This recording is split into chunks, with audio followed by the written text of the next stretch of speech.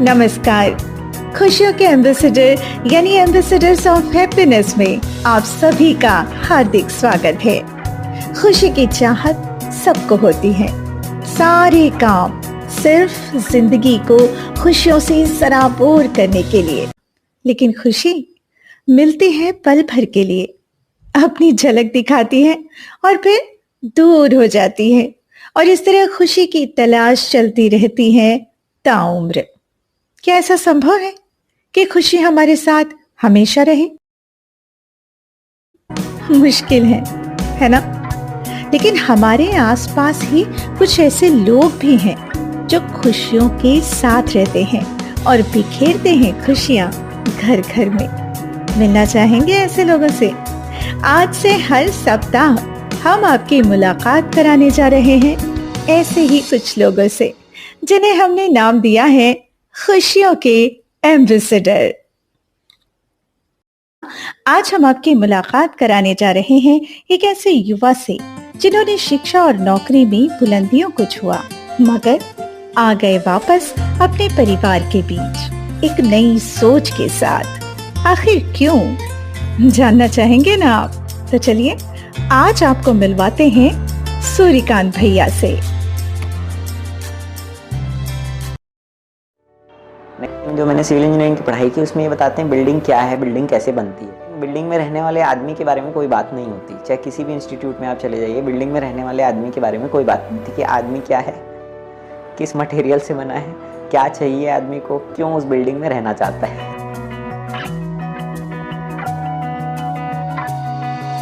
रहते हैं ये खुश हमेशा, करते काम खरे, एक दूजे के बन के पूरक, साथ साथ बढ़ते रहे, हंसते खिलखिलाते भावों से भरे, खुशियाँ बिखेरे घर घर, खुशियों के एम्बेसडर, खुशियों के एम्बेसडर, खुशियों के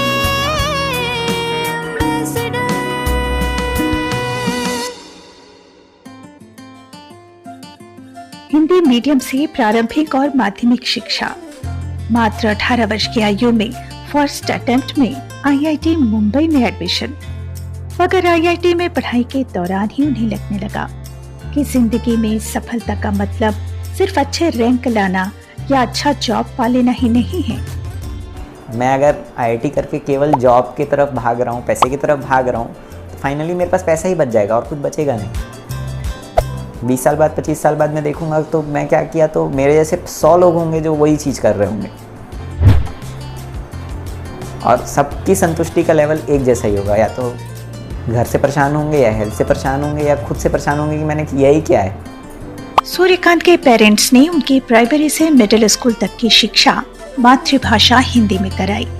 हाई स्कूल की शिक्षा इंग्लिश मीडियम से हुई। अंग्रेजी माध्यम से पढ़ाई आसान नहीं थी, लेकिन अपने इंटेलिजेंस और एबिलिटी के दम पर सूर्यकांत बीटेक सिविल इंजीनियरिंग की पढ़ाई पूरी करने आईआईटी मुंबई पहुंच गए।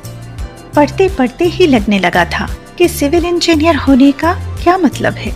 देखिए, आईआईटी में आपको ये आईआईटी में जो मैंने सिविल इंजीनियरिंग की पढ़ाई की उसमें ये बताते हैं बिल्डिंग क्या है, बिल्डिंग कैसे बनती है, बिल्डिंग में क्या मटेरियल यूज़ होता है, कब कितना लोड आएगा, कैसे आपको बिल्डिंग डिज़ाइन करनी है। लेकिन बिल्डिंग में रहने वाले आदमी के बारे में कोई बात नहीं होती, चाहे किसी भी इंस्टीट्यूट में आप चले जाइए, बिल्डिंग में रहने वाले आदमी के बारे में कोई बात नहीं होती कि आदमी क्या है, किस मटेरियल से बना है, क्या चाहिए आदमी को, क्यों उस बिल्डिंग में रहना चाहता है। तो ये सारी बात जो है दर्शन से पता चलती है, और बिना इसके ना आपके बिल्डिंग में आप खुश रहोगे, ना आप रोड पे खुश रहोगे, ना आप आसमान में खुश रहोगे। तो कुल मिला करके जब तक आदमी को क्लियर आउट नहीं किया जाएगा कि वो क्या है, आदमी क्या चीज़ है ना, तो जब तक आदमी क्या चीज़ है उसको क्लियर आउट नहीं कर पाएंगे, तब तक कोई भी एजुकेशन जो है वो अधूरी ही रहेगी।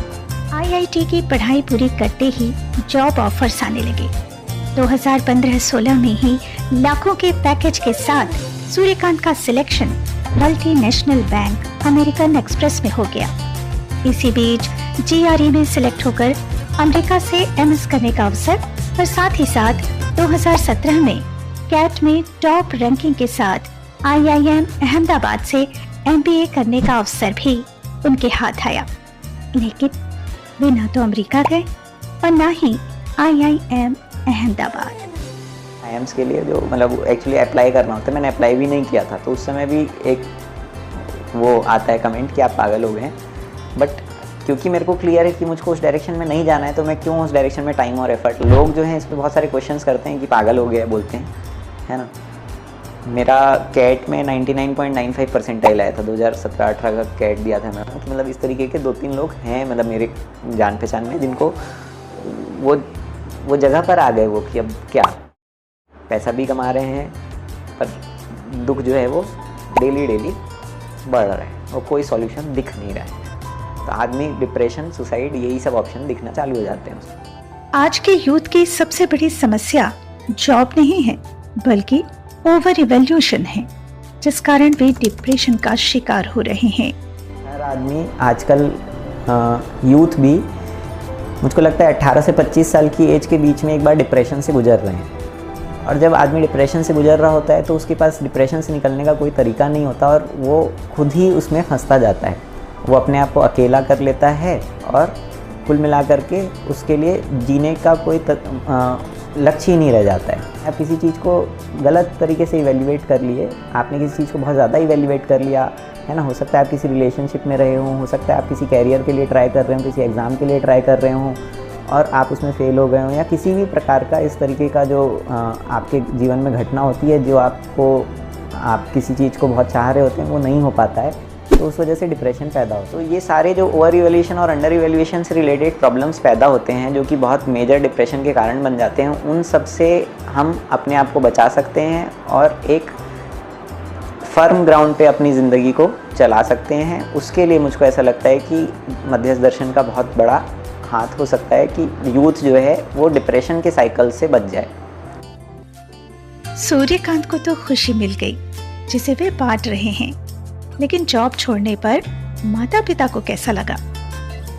1.5 साल तक वो गुड़गांव में IIT पास करने के बाद में 1.5 साल तक गुड़गांव में नौकरी किया हुआ अमेरिकन एक्सप्रेस में।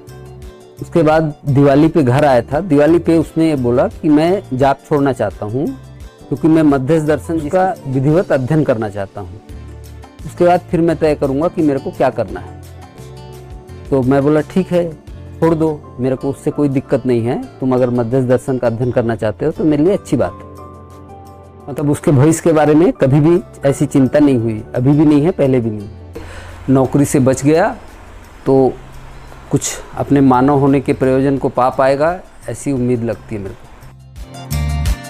नहीं तो दिखावा और पैसा, दो चीज़ में ही आदमी पूरा निपट जाता है। मतलब जो आदमी का जो एडल्ट लाइफ है, जो 45-50 ईयर, 45 तक ही मान लीजिए, आजकल छोटा होते जा रहा है, तो 45 ईयर तक का टाइम जो है वो दिखावा और पैसा में ही चला जाता है। आप पैसा कमा रहे हो, दिखा रहे हो लोगों को, पैसा कमा रहे हो तो आप दूसरों के लिए ही कमा रहे हो, अपने लिए तो क्या ही है। लाखों के पैकेज वाली जॉब छोड़ने के बाद आगे की योजना क्या है? आखिर इतनी बड़ी शिक्षा और योग्यता के बाद अब सूर्यकांत करना क्या चाहते हैं? क्या कर रहे हैं सूर्यकांत, जानना चाहेंगे। मुझको पढ़ाने में मज़ा आता है असल में, और मुझको ऐसा लगता है कि पढ़ाते समय मैं कनेक्ट हो पाता हूँ बच्चों से। कार्बन और ऑक्सीजन में जो जिस तरीके से अरेंजमेंट रहता है वो अरेंजमेंट है। तो पहले कार्बन में जो होते हैं, कार्बन में टोटल 6 इलेक्ट्रॉन्स होते हैं, है ना। तो 6 इलेक्ट्रॉन में से पहले परिवेश में 2 इलेक्ट्रॉन आ गए और दूसरे परिवेश में बचे 4, तो वो 4 आ गए। तो कहीं के भी बच्चे हों, शहर के बच्चे हों, गांव के बच्चे हों, छोटे बच्चे हों, बड़े बच्चे हों, मुझको पढ़ाने में अगर कनेक्ट होता है तो मुझको पढ़ाने में बहुत मज़ा आता है। इसलिए मैं पढ़ाने वाले काम जो हैं उनको अगर मुझको मिल रहे होते हैं तो मैं करता हूँ। विभाग विद्यालय एक बढ़िया इनिशिएटिव है। उसमें मध्यस्थ दर्शन के अनुसार जीने के जो कुछ प्रेरणा है उसके साथ बच्चों को पढ़ाया जा रहा है। तो वहाँ पर मुझको ऐसा लगा कि ये बढ़िया वातावरण है जहाँ पर आप बच्चों को पढ़ा सकते हो। विभाग विद्यालय इस कारण से मुझको ऐसा लगता है कि यहाँ पर आप बच्चों को सामान्य रूप से पढ़ा सकते हैं, उनके अंदर बिना किसी हीन भावना को पैदा किए उनके साथ बातचीत करके उनको पढ़ाया जा सकता है। ऐसा लगता है कि हाँ, डायरेक्शन तो यही सही है, कितना मैं चल पाऊँगा वो मेरी ताकत है। तो अभी अपनी ताकत को डेवलप करने की ये समझ में आता है, रास्ता तो सही है, अपनी ताकत को डेवलप करना है। बाकी लोगों के साथ प्रॉब्लम नहीं हो जाती कि वो पूरी ताकत के साथ लगते हैं लेकिन रास्ता जो है वो कहीं बंद हो जाता है जाके। अब उस ताकत का क्या करें? तो वो चीज़ मुझको आराम इस तरीके से लगता है कि मैं जितनी ताकत के साथ हूँ उतनी ताकत के साथ चलने के लिए रास्ता जो है, इससे ज़्यादा ताकत के साथ चलने के लिए भी इस रास्ते में जगह है। तो ये है हमारे आज के एम्बेसडर ऑफ हैप्पीनेस, जो दोस्तों, परिवार, बच्चों और पूरे समाज में बिखेर रहे हैं खुशियाँ। हमारे चैनल को सब्सक्राइब कीजिए और अगली ऐसी ही किसी शख्सियत से मुलाकात के लिए तैयार हो जाइए अगले सप्ताह इसी दिन इसी समय। तब तक के लिए नमस्कार। खुशियों के एम्बेसडर।